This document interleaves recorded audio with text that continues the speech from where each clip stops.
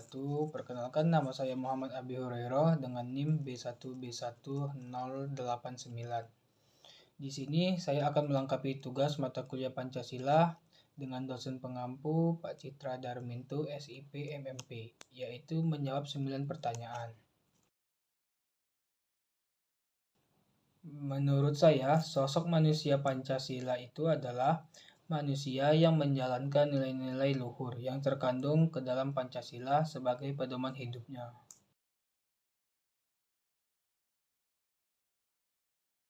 Makna singkat dari kelima Pancasila.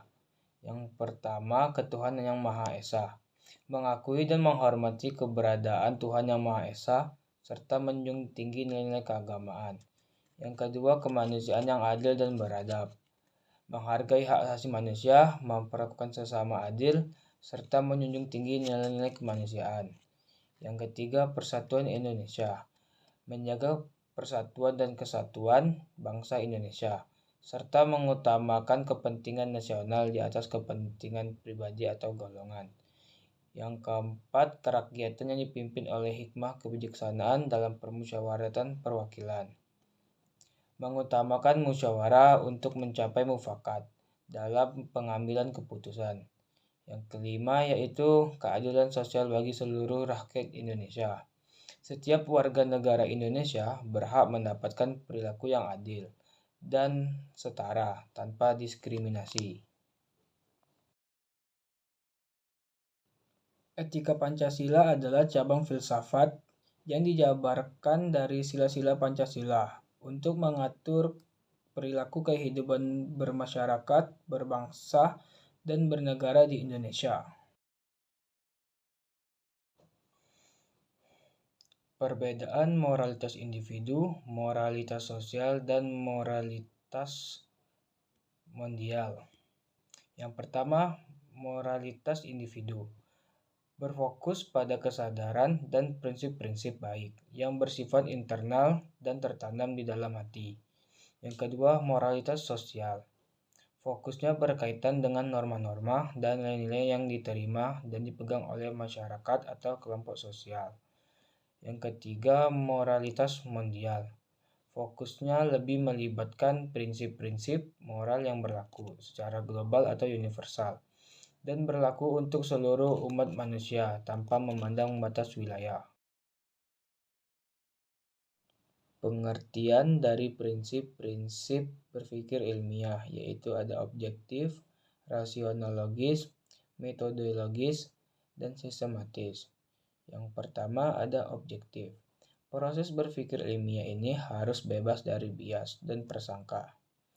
Berpikir ilmiah ini berdasarkan fakta dan data yang nyata. Yang kedua, rasionologis. Proses berpikir ini berdasarkan pada alasan yang logis dan masuk akal. Yang ketiga ada metodologis. Proses berpikir ilmiah ini menggunakan metode yang terstruktur dan sistematis. Dan yang terakhir ada sistematis. Proses berpikir ini harus terorganisir dengan baik, mengikuti pola atau langkah-langkah yang logis dan terstruktur. Pancasila sebagai paradigma pembangunan yaitu memiliki arti bahwa segala aspek pembangunan harus berdasarkan nilai-nilai Pancasila.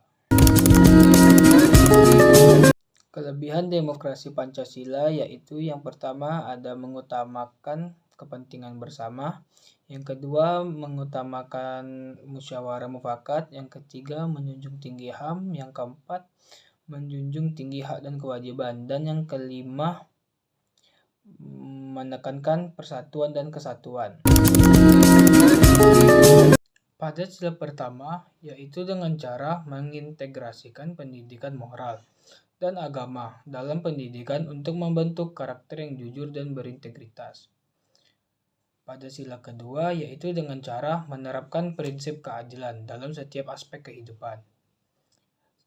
Pada sila ketiga yaitu dengan menumbuhkan rasa cinta tanah air dan kesadaran bahwa korupsi merugikan bangsa dan negara. Pada sila keempat yaitu dengan cara mendorong partisipasi masyarakat dalam pengawasan dan pelaporan kasus korupsi. Pada sila kelima yaitu dengan cara memberikan hukuman yang setimpal bagi pelaku korupsi tanpa pandang bulu.